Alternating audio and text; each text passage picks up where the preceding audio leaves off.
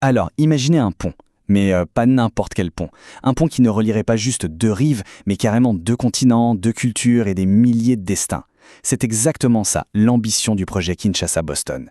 L'idée, c'est de construire bien plus que du béton, hein. On parle d'un véritable pont, humain et économique. Cette phrase du fondateur du projet, Léonard Chittingué, résume tout. C'est la clé pour comprendre l'état d'esprit. On ne parle pas d'une énième série de cours, mais bien de créer une connexion durable, un passage vers de vraies opportunités. C'est cette image du pont qu'on va explorer ensemble. Très concrètement, qu'est-ce que c'est, ce projet? Eh bien, c'est une initiative d'1 an, avec une mission très claire, former, connecter et surtout, créer des opportunités tangibles. Pour qui? Pour les jeunes, pour les femmes entrepreneurs et pour les agriculteurs congolais, en les mettant en lien direct avec tout l'écosystème de Boston. Alors, pour bien comprendre ce projet, on va suivre un plan en 6 points. D'abord, on verra pourquoi c'est un pont, et pas juste un programme. Ensuite, on se demandera pourquoi le Congo et pourquoi maintenant. On découvrira qui sont les bénéficiaires, puis on regardera le plan de réussite, très concret. On parlera aussi de comment mesurer l'impact, et on terminera sur ce que ça implique pour l'avenir des partenariats mondiaux. Allez, c'est parti. Première idée, et elle est fondamentale, ce n'est pas un programme de formation comme les autres. Le projet veut vraiment casser un cycle qu'on connaît trop bien. On forme des gens, oui, mais après, ils se retrouvent sans les clés pour vraiment utiliser leurs nouvelles compétences. Ici, l'approche se veut radicalement différente. Et c'est là que ça change tout. Le but, ce n'est pas de distribuer des certificats, c'est de transformer les compétences en résultats qu'on peut voir et toucher. Des emplois, des projets qui se montent, un vrai réseau qui se crée. En fait, c'est la différence entre apprendre la théorie de la natation et avoir enfin une piscine pour plonger. Bon, la question qui se pose, c'est pourquoi le Congo et pourquoi maintenant? Ce n'est pas un hasard. Le projet arrive à un moment absolument crucial pour la République démocratique du Congo et il s'appuie sur une dynamique qui est déjà là. C'est là que ça devient super intéressant. D'un côté, on a le gouvernement congolais qui lance, disons, une immense autoroute de formation numérique pour 250 000 jeunes. C'est énorme. Mais une autoroute sans sortie, ça ne mène pas très loin, n'est-ce pas? Eh bien, le projet Kinshasa-Boston, c'est précisément ça. C'est la bretelle de sortie. La bretelle qui connecte directement cette formation à de vrais emplois, à de vraies opportunités à Boston. Alors, qui sont-ils, ces voyageurs qui vont emprunter le pont? Le projet se concentre sur 3 groupes de personnes qui sont tout simplement essentiels au développement du pays. D'abord, les jeunes, la tranche d'âge 18-35 ans. Pour eux, ce pont, c'est une véritable rampe de lancement. Il n'est pas seulement question de stage payé ou de mentorat, non. Il s'agit de construire ce qui manque souvent le plus, la confiance en soi et un premier réseau professionnel qui tient la route. Le deuxième pilier, ce sont les femmes du marché. Elles sont le cœur battant de l'économie locale. Le projet leur donne les outils pour passer au niveau supérieur. Des microcrédits, une formation à l'e-commerce, des bases en gestion. L'idée est simple, transformer leur incroyable savoir-faire en une puissance économique encore plus grande.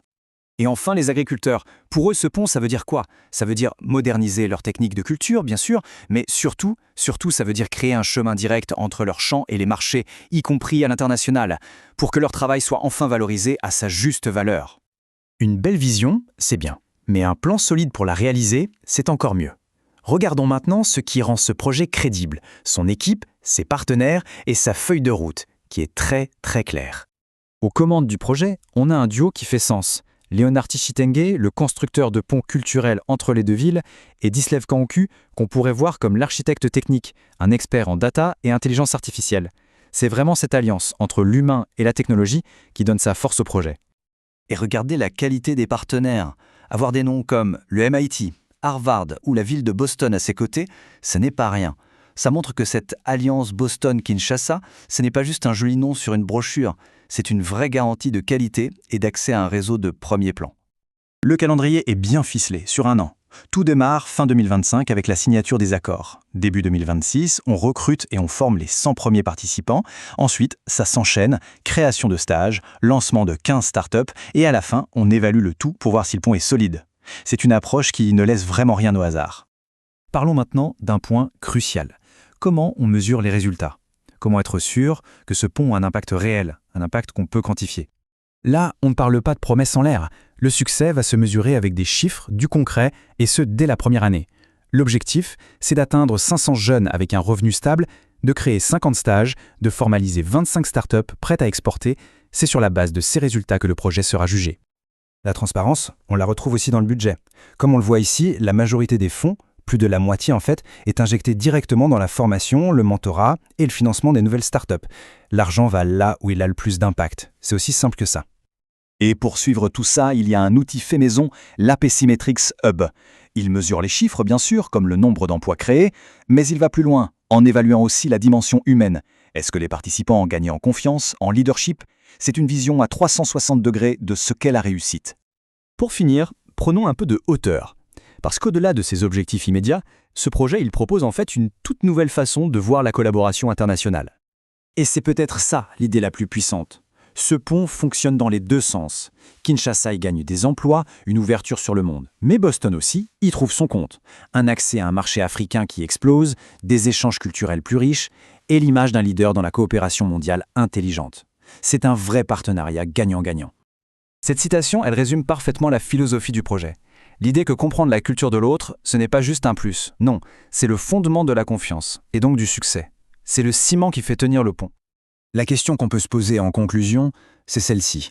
Et si l'avenir de la collaboration mondiale, ce n'était plus une aide à sens unique, mais plutôt un pont comme celui-ci? Un pont construit sur des bénéfices mutuels, sur la confiance et sur des résultats concrets. C'est peut-être une nouvelle architecture du monde qui est en train de se dessiner, entre Kinshasa et Boston.